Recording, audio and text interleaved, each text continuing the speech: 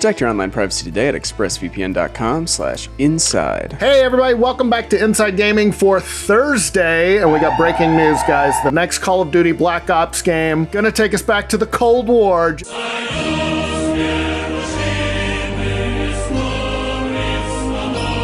Well, we pretty much all expected this. We did a whole daily on it. Yeah, but we got details now. It's not that we don't just have 2 words to report on. Well, I can make a video out of that. Don't test me. I know. Yeah, the name and setting for the next CoD have been leaked for months, basically, but now we've got a new teaser trailer that gives a lot more details about what we can expect, and for developer Treyarch, making a new game set in the Cold War is a return to their roots, because you might remember that the first Black Ops game was also set during the Cold War, during the 1960s. This one is going to be espionage heavy too. Duh, it's Black Ops, of course. But it looks like it's going to focus on agents from the Soviet Union infiltrating the good old USA. Uh-oh. Shit. The Americans. It's going to be the Americans. Oh, no. Okay. Good show, good series. I'll have to check it out. Oh, I didn't realize you were making a reference to a series. I was like, yes, the USA is full of Americans. Yes, fine. Thank you, though. But yeah, the new teaser uses a lot of real-life events and characters to set the plot. It makes very heavy use of interview footage, newsreels, historical stuff, so it's cool. It's very effective, I thought. Yeah, the main focus of the trailer is a TV interview from the 80s with KGB defector Yuri Bezmenov. He describes the I'm not going to keep doing that. He describes the long process that the Soviet Union is taking to undermine America through a process called active measures. His interview is also interspersed with various news footage. It includes former President Ronald Reagan, the Vietnam War, and civil rights protests. Bezmenov ends with a strong warning. The time bomb is ticking. With every second, the disaster is coming closer and closer. The danger is real. The danger is real, yeah. And then he tells Rocky, I must break you.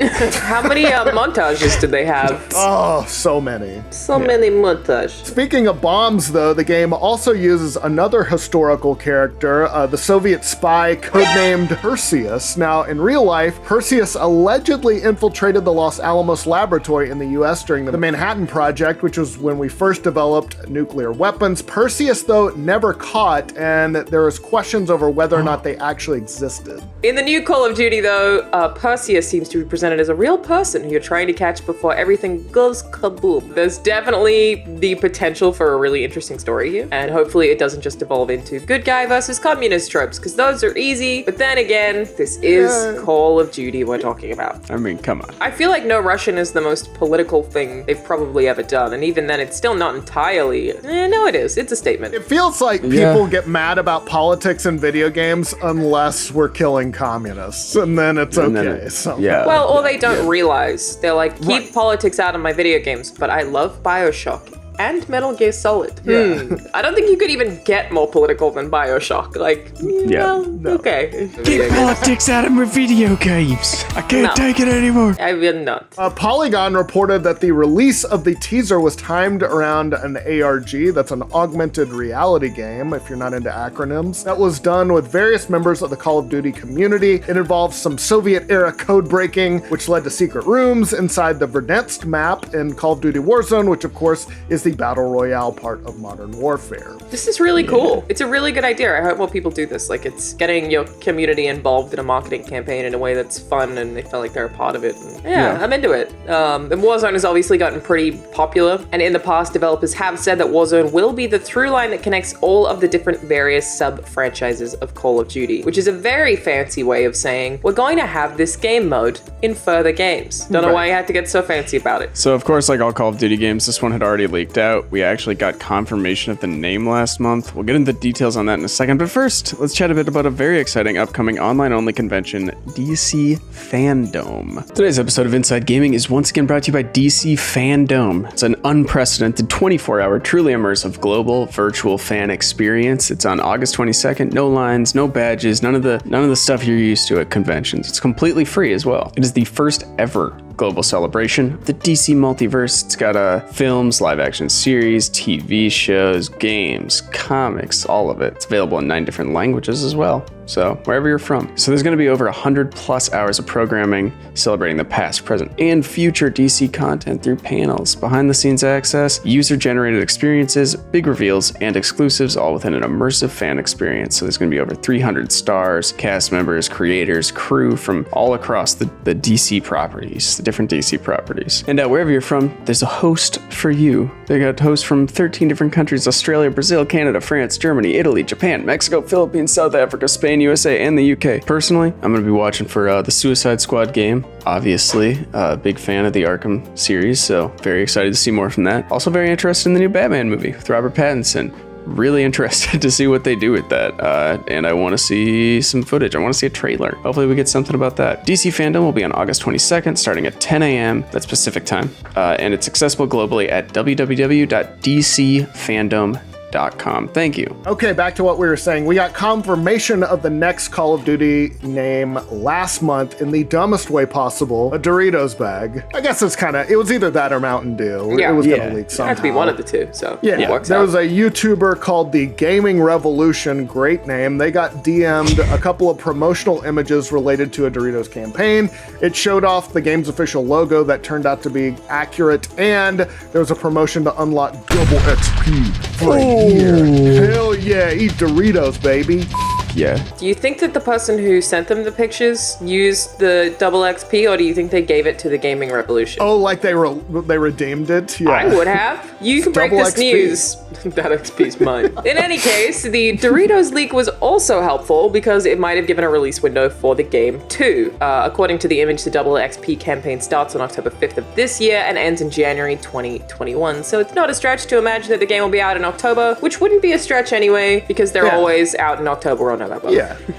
Yeah, there was the well-known Call of Duty leaker, Okami. They pointed out... Yeah, the very same. Matarasu? Like the sun god? The big white wolf? They pointed out a similar promo for last year's Modern Warfare started October 1st, and then it came out later that month on the 25th. So, yeah, that would seem to add up. But, of course, the leaks for Cold War came out a long time before that. We've been seeing these for months and months and months. It's funny that, like, with Call of Duty, I feel like you can always kind of guess what time frame they're going to go in because it loops. So you can always guess, and then there's always a leak. And then, again, they're always usually out in late October. So it's like, it must be weird for them to market because everyone figures everything out. Like, it's like you don't even really need to. We're like, we know what you're going to do. Yeah, it's Black Ops time. So, okay. Right. We're getting Black World Ops. War II again. Okay, all right, here we go. Yeah, okay, space, back to space. Exactly. Here we go. Yeah, and May Okami tweeted a mock-up of the first Black Ops cover art, but underneath Call of Duty Black Ops, they added Cold War. Later, Eurogamer posted a story saying that they'd confirmed with their own sources that the next game would, in fact, be called Black Ops Cold War. Same time that there are also teasers to the new game hidden inside of Warzone, which the part I think is really cool. There were a series of locked bunkers in the game, and of course, data miners figured out a way to peek behind the walls. YouTubers Geek Gaming Squad found a nuclear warhead in one of them. Oh, wow.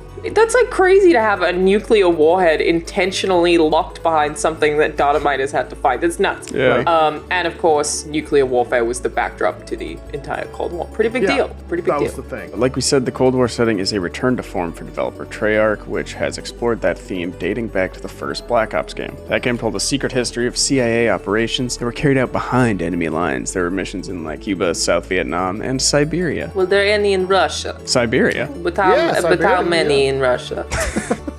Many. I didn't have a question to ask. I just wanted to ask it. Only best levels. But the Cold War is also familiar ground, well, sort of, for Raven Software. They're co-developing the game with Treyarch. 10 years ago, you might remember, Raven released a very underrated gem called Singularity. That was a first-person shooter where you played as a Marine. You're investigating an island that was once held by the Soviet Union. Then you got sent back to the 1950s because it's video games. You can do that. You're kind of going back and forth. It got really good reviews. Didn't sell well. Since then, Raven has been basically a support studio for Call of Duty. As for Black Ops Cold War, we're going to learn more about the game next week when the game is officially going to be revealed on August 26th. We didn't actually see any actual footage in this teaser. It is totally worth noting. So you'd assume we'll at least get something nice and pretty and cinematic next week with maybe like a David Bowie cover, you know? There you go. Who are they going to Totally. cover this Yeah, time? right. Can't wait to find out. But yeah, this comes when Call of Duty is experiencing a bit of a rebound as a franchise. They've been in kind of a sales slump, at least by their standards. Games like Infinite Warfare not quite reaching the heights of older school Call of Duty games. So they're on the comeback trail. Yeah, last year's Modern Warfare was a hit with gamers, and Warzone, the Battle Royale mode, has been really well received. But, you know, I think we're sort of past the days where Call of Duty is automatically on the top of the sales charts all the time. Yeah. Which is, I never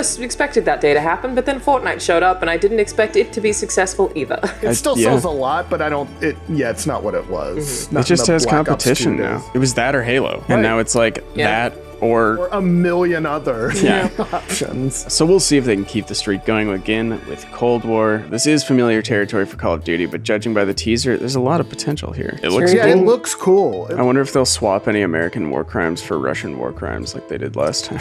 Right. That's a and thing just that America happened. Good, Russia bad. Yeah. Why make it something that everyone can look up and be like, oh, we actually did that? It has to have been a Why not just directive make from up a someone, fake like- event? Maybe like the military consults on this, and sort of as part of that deal, they have to always be the good guys. Is there anything you guys want from a new Call of Duty?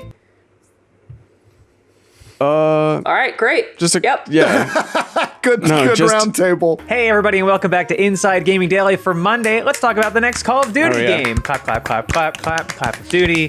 Because we think we have confirmation on its title and setting. Call of Duty Hollywood.